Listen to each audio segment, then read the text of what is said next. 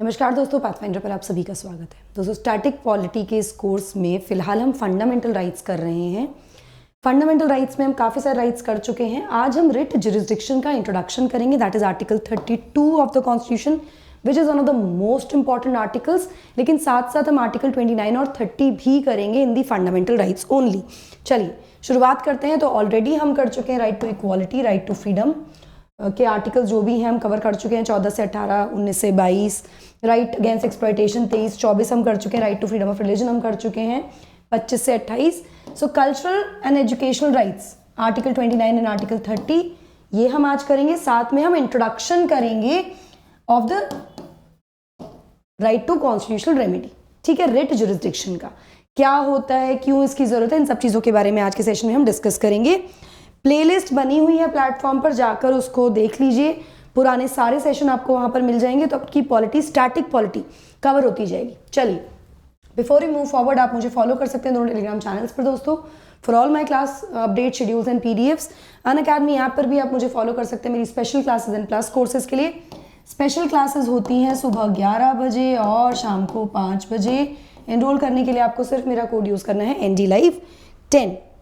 एक और important announcement है, यूपीएससी 24 की अगर आप तैयारी कर रहे हैं सिविल सर्विसेज की, तो फिलहाल आपका समय है जहां पर आप एक डिस्काउंट ले सकते हैं, बहुत ह्यूज, और फ्री एक्सटेंशन आपको मिल रहा है 18 महीने के सब्सक्रिप्शंस पर प्लस एन आइकॉनिक सब्सक्रिप्शंस पर। तो ये आपका डिस्काउंट के बाद प्राइस है। अगर आप मेरा कोड यूज़ करते हैं NDLive10 तो आपको 10% का एडिशनल डिस्काउंट यहाँ पर मिल जाएगा। तो काफ़ी ज़्यादा आपकी सेविंग्स हो रही है, प्लस आपको 3 महीने का एक्सटेंशन मिल रहा है। इसका बेनिफिट ये होगा कि आपका मेंस तक कवर हो जाएगा 2024 का, है ना। 23 दिसंबर आखिरी दिन है, जाकर अभी एनरोल कर लीजिए, सब्सक्राइब कर लीजिए। चलिए, CSAT अगर आप टॉप एजुकेटर प्रिपेयर करना चाहते हैं तो बैच शुरू हो चुका है। एनरोल करना है मेरे कोड NDLive10 के साथ, तो भी 10% का डिस्काउंट। CSAT की ना कई बार ब्लॉकेज बन जाता है आपके प्रीलिम्स क्वालिफाई करने में। चलिए बात करते हैं कल्चरल और एजुकेशनल राइट्स आर्टिकल 29 और आर्टिकल 30 की। तो दोनों में कुछ स्पेसिफिक डिफरेंस है। जैसे आर्टिकल 29 की अगर हम बात करें तो ये क्या बोलता है, ये बोलता है कि any section of citizens, very very important, बहुत इंपॉर्टेंट है ये line, any section of citizens जो भारत के किसी भी भाग में रहते हैं, जिनकी अपनी एक भाषा है और कल्चर है, उनको अधिकार होगा उसको प्रोटेक्ट करने का, संरक्षित करने का। तो एक कलेक्टिव राइट है, मतलब कोई भी section of population of citizens of the country. तो ये किसके लिए हो गई?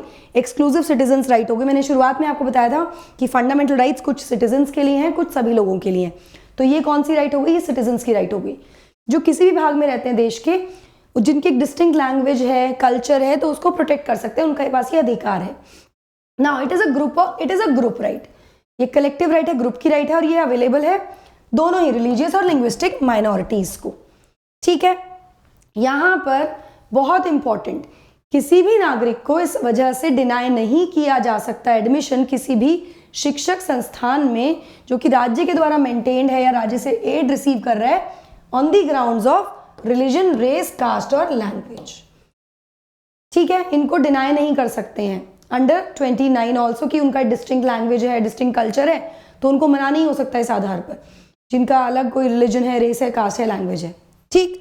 यहाँ पर क्या चीज़ इंपॉर्टेंट है, इससे ज़्यादा इंपॉर्टेंट क्या है? इससे ज़्यादा इंपॉर्टेंट ये है कि सुप्रीम कोर्ट ने इसको इंटरप्रेट किया, जुडिशरी इंटरप्रेटर भी है हमारे संविधान की, ठीक है। इंटरप्रेट करके क्लैरिफाई किया कि जो आर्टिकल है ना 29, इसमें किसी माइनॉरिटी तक कन्फाइंड नहीं है ये। मतलब there can be designated minorities. In the comment section right down कौन कौन से माइनॉरिटी ग्रुप्स हैं भारत में जो डेजिग्नेटेड माइनॉरिटीज है, ठीक है।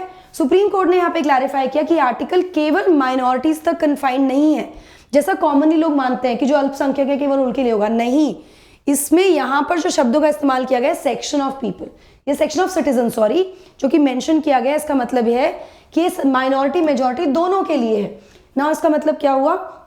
इसका मतलब हुआ कि this, let's say this is a part of, this is some geographical area and this is one geographical area, ठीक। अब there are minority groups, let's say Jains are in minority in India, designated minority group है ना।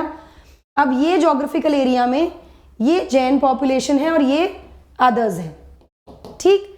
तो यहां पर ये minority है, correct. अब हो सकता है कि एक एरिया में ये जैन पॉपुलेशन है and this is let's say Sikh population जो कि कम है, या हो सकता है कोई ट्राइबल एरिया हो। तो ये it is not about the designated minority, it is about section of citizen जो किसी एक एरिया में रह रहे हैं, वो मेजॉरिटी में हो तो भी हो सकता है। ठीक है, वैसे ये हिंदू में ही आता है, मैंने आपको सिर्फ समझाने के लिए ऐसे बता दिया है। आई होप आपको ये समझ में आएगा। It is not only confined to minorities here, it can be the majority also, जो किसी एक एरिया में है जहां पे माइनॉरिटी की पॉपुलेशन ज्यादा है और मेजॉरिटी की population number of people are less, तो वहां पर भी अप्लाई होगा ही। ठीक है, चलिए एक और बहुत इंपॉर्टेंट चीज ये है कि संविधान में कहीं पर भी माइनॉरिटी टर्म को डिफाइन नहीं किया हुआ है। वेरी वेरी इंपॉर्टेंट, ये कुछ इंपॉर्टेंट हाइलाइट्स हैं जो आपको याद रखने, एग्जाम में क्वेश्चन पूछा जाता है। नाउ कम्स आर्टिकल 30, तो वो तो हो गई एक right. Now article 30 on the other hand clarifies कि को कौन सी माइनॉरिटी की बात करें। आर्टिकल 30 बात करते हैं रिलीजियस और लिंग्विस्टिक माइनॉरिटी की, धार्मिक और भाषाई आधार पर जो अल्पसंख्यक है। 29 में क्लैरिफाई नहीं किया गया, लेकिन यहाँ पे क्लैरिफाई किया गया है कि राष्ट्र जो धार्मिक और जो भाषाई आधार पर माइनॉरिटीज हैं देश की, उनके पास ये अधिकार है कि वो स्टैब्लिश करें, एडमिनिस्टर करें कोई भी शिक्षक संस्थान जो कि अवेलेबल होंगे रिलीजियस और लिंग्विस्टिक माइनॉरिटीज, जो मैंने आपको बताया ये अधिकार है उनके पास। ये जो इंस्टीट्यूशंस होंगे इनको राइट टू प्रॉपर्टी है। मतलब 93rd अमेंडमेंट एक्ट से जो संशोधन किया गया, जिसमें आर्टिकल 15 और आर्टिकल 16 में कुछ रिजर्वेशन दिया गया ओबीसीज को, वो यहाँ पर अप्लाई नहीं होता है इन इंस्टीट्यूशंस में, तो ये एक्सक्लूड कर दिए गए हैं फ्रॉम दी रिजर्वेशन। यहाँ पर रिजर्वेशन लागू नहीं होगा, जो कि अदरवाइज सभी संस्थानों पर होगा, इनमें नहीं लगेगा। ठीक है, तो जैसा कि मैंने आपको पहले बताया, article 30 is limited to minorities only linguistic and religious, and article 29 में ऐसा नहीं दिया हुआ है। तो these are the two articles which basically protect the rights of the minority groups और section of citizens who are in minority, जो अल्पसंख्यक हैं किसी क्षेत्र में भी। ठीक है, वो अपनी सभ्यता संस्कृति को प्रिजर्व कर सकते हैं, प्रोटेक्ट कर सकते हैं। Now let's talk about writs. Writs जो है अंडर आर्टिकल 32 ये दी गई हैं और आर्टिकल 226 में भी दी गई हैं, अलग अलग हैं।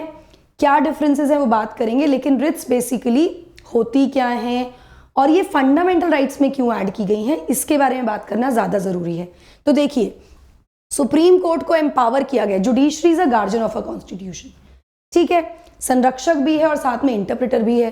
तो सुप्रीम कोर्ट को और हाई कोर्ट को अधिकार दिया गया है रिट्स इशू करने का, जिसमें कुछ रिट्स हैं, जैसे 5 रिट्स हैं basically, habeas corpus, mandamus, prohibition, quo warranto and certiorari for the enforcement of fundamental rights of an aggrieved citizen. Citizens right है, अगेन नागरिक का अधिकार है। अगर किसी नागरिक की फंडामेंटल राइट्स का उल्लंघन हुआ है, ब्रीच हुआ है, वायलेट हुई हैं तो वो व्यक्ति सुप्रीम कोर्ट जा सकता है या हाई कोर्ट जा सकता है एनफोर्सेबिलिटी के लिए। Fundamental rights are enforceable and justiciable. Rights दे दी लेकिन एनफोर्सेबिलिटी नहीं होती तो उन राइट्स की कोई वैल्यू नहीं होती। तो उनको एनफोर्सेबल करने के लिए, उनको प्रोटेक्ट करने के लिए भी एक फंडामेंटल राइट दी गई हमारे संविधान में, जिसकी वजह से इसके बारे में कुछ विशेष बातें कही गई हैं डॉक्टर बी आर अम्बेडकर के द्वारा। आगे बात करेंगे। यहाँ मैं आपको बता दूं कि यहाँ पे जुडिशरी की मैंने बात की, 2 आर्टिकल्स मैंने आपको बताए। तो रिट्स के केस में सुप्रीम कोर्ट का ओरिजिनल जुरिसडिक्शन है। इसका मतलब क्या होता है? इसका मतलब ये होता है, देखिए हमारी जो जुडिशरी है ना वो इंटीग्रेटेड है, इंडिपेंडेंट इंटीग्रेटेड जुडिशरी है, जहाँ पे सुप्रीम कोर्ट एपेक्स कोर्ट है, फिर आते हैं हाई कोर्ट जो कि राज्यों में है, देन सबऑर्डिनेट कोर्ट्स। ठीक, नॉर्मली इन नॉर्मल सर्कमस्टांसेस एक अग्रीव्ड व्यक्ति पहले यहाँ जाता है जजमेंट्स के लिए, केसेस के लिए, फिर अगर वो सेटिस्फाई नहीं है तो वो अपील करेगा हाई कोर्ट में, है ना, फिर वो अपील के थ्रू सुप्रीम कोर्ट जाएगा। This is a procedure, appeal के थ्रू जाते हैं नॉर्मल सर्कमस्टांसेस। लेकिन अगर किसी व्यक्ति की राइट्स का, फंडामेंटल राइट्स का, मौलिक अधिकारों का, स्पेसिफिकली मौलिक अधिकारों का हनन हुआ है एक्सक्लूसिवली, तो वो अग्रीव्ड व्यक्ति जिसकी राइट वायलेट हुई है वो सीधे सुप्रीम कोर्ट जा सकता है। जब हम सुप्रीम कोर्ट सीधे जा सकते हैं without appeal, that is original jurisdiction. जैसे कि केंद्र और राज्यों के बीच में कोई तनाव है, तकरार है, सुप्रीम कोर्ट जाएंगे। दो राज्यों के बीच में तकरार है, सुप्रीम कोर्ट जाएंगे सीधे ओरिजिनल जुरिस्डिक्शन। तो रिट्स के केस में जब फंडामेंटल राइट्स की बात करते हैं, उसके ब्रीच की बात कर रहे हैं, जहां पर कोई एग्रीव व्यक्ति सीधे सुप्रीम कोर्ट जाएगा, तो ये हो गया सुप्रीम कोर्ट का ओरिजिनल जुरिस्डिक्शन, अपील की आवश्यकता नहीं है।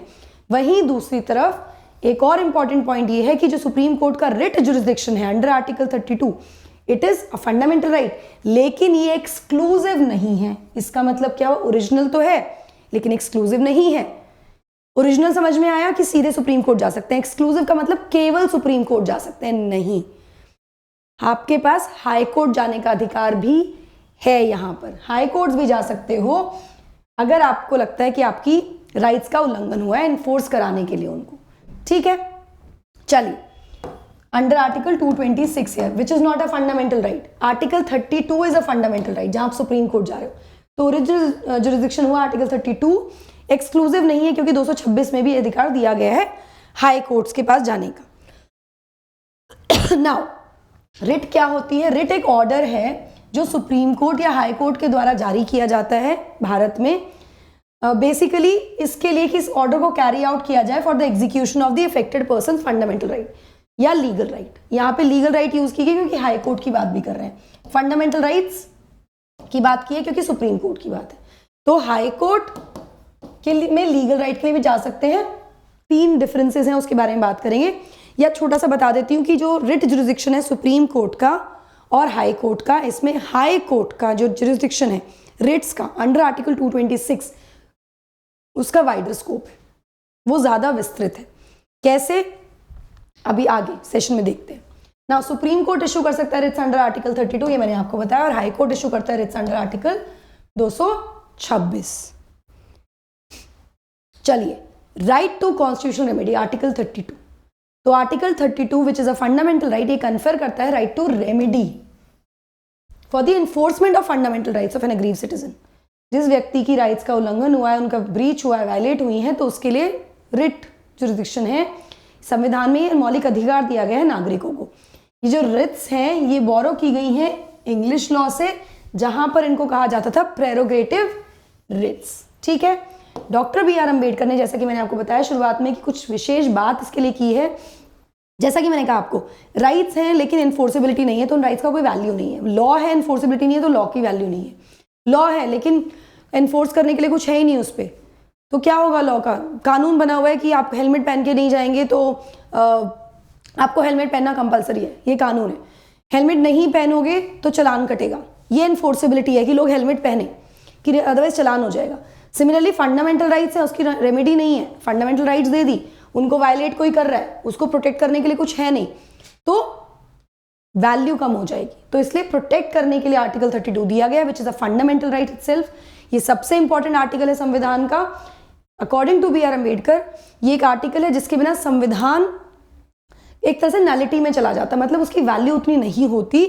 It is the very soul of the constitution and the very heart. तो हार्ट एंड सोल कहा गया है आर्टिकल 32 को, या सुप्रीम कोर्ट के रिट जुरिस्डिक्शन को, बाय डॉक्टर बी.आर. अम्बेडकर। तो you can understand the importance of it.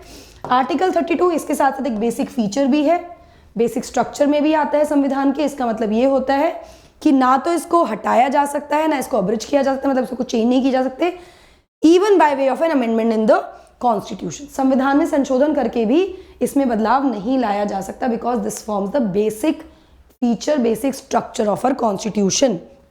चलिए, नाउ सुप्रीम कोर्ट का रिट जुरिस्डिक्शन हाई कोर्ट के जुरिस्डिक्शन से कैसे अलग है?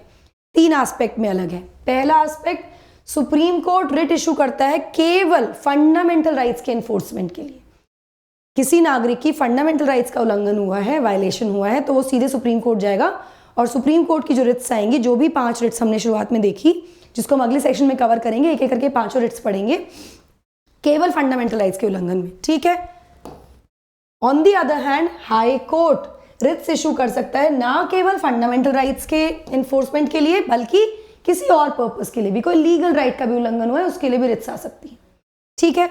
दूसरा डिफरेंस, सुप्रीम कोर्ट इशू कर सकता है रिट्स अगेंस्ट अ पर्सन और government through out the territory. Supreme court apex court है, देश का सबसे सर्वोच्च न्यायालय है, तो पूरे देश में कहीं पर भी कोई व्यक्ति अग्रीव्ड है तो देश के किसी भी पार्ट में सुप्रीम कोर्ट रिट इशू कर सकते हैं, ठीक है। वहीं हाई कोर्ट केवल रिट इशू करेंगे ऐसे व्यक्ति या ऑर्गेनाइजेशन या गवर्नमेंट के अथॉरिटी के अकॉर्डिंग जो हाई कोर्ट की टेरिटोरियल जुरिस्डिक्शन में आता है। हाई कोर्ट किसी राज्य का होगा, कई बार एक से ज़्यादा राज्यों के भी होते हैं, तो जो उनका टेरिटोरियल जुरिस्डिक्शन है केवल उस क्षेत्राधिकार तक सीमित है उनका रिट जुरिस्डिक्शन, ठीक है। और अगर कहीं पर ऐसा है कि आउटसाइड टेरिटोरियल जुरिस्डिक्शन है, मतलब क्षेत्रीय जो क्षेत्राधिकार है, न्यायिक क्षेत्राधिकार, तो कब होगा? If the cause of action arises with in the territorial jurisdiction. उससे बाहर कब होगा? अगर उनके क्षेत्राधिकार में, न्यायिक क्षेत्राधिकार में कुछ हुआ है और व्यक्ति बाहर का है तो भी रिट इशू हो सकती है, अथॉरिटी है बाहर की तो भी रिट इशू किया जा सकता है, लेकिन यहाँ पर न्यायिक क्षेत्राधिकार सीमित है हाई कोर्ट का, ठीक है, in comparison to supreme court जो पूरे देश के किसी भी भाग में रिट इशू कर सकते हैं, किसी भी व्यक्ति को, किसी भी अथॉरिटी को या गवर्नमेंट को। तीसरा वेरी वेरी इंपॉर्टेंट डिफरेंस जो कि थोड़ा वाइडर कर देता है, जैसे यहां पर भी वाइड हो गया ना हाई कोर्ट का जुरिस्डिक्शन जो है रिट जुरिस्डिक्शन, वहीं पर रेमेडी जो है आर्टिकल 32 में ये फंडामेंटल राइट है, ये एक मौलिक अधिकार है अपने आप में, तो इसका उल्लंघन हो ही नहीं सकता, इन्फोर्सेबल है, जस्टिसिएबल है, तो सुप्रीम कोर्ट इसको मना ही नहीं कर सकते हैं कि हम रिट जुरिस्डिक्शन जो है उसको लागू नहीं करेंगे, उसको करेंगे ही नहीं लागू। अगर कोई व्यक्ति कोई अग्रीव पार्टी जाती है, कोई व्यक्ति जिसके अधिकारों का हनन हुआ है वो सुप्रीम कोर्ट जाता है तो सुप्रीम कोर्ट को रिट इशू करनी पड़ेगी because it is a fundamental right article 32 के under. On the other hand जो रेमेडी दी गई है आर्टिकल 226 में ये डिस्क्रिशनरी है, ये विवेकाधीन है, यानी कि अगर हाई कोर्ट पे कोई व्यक्ति जाता है तो हाई कोर्ट, क्योंकि फंडामेंटल राइट नहीं है, तो हाई कोर्ट में or may not use its may refuse to exercise its writs jurisdiction. These are the three differences. ठीक है, ये वाइडर है क्योंकि ये सीमित है से केवल फंडामेंटल राइट्स के लिए।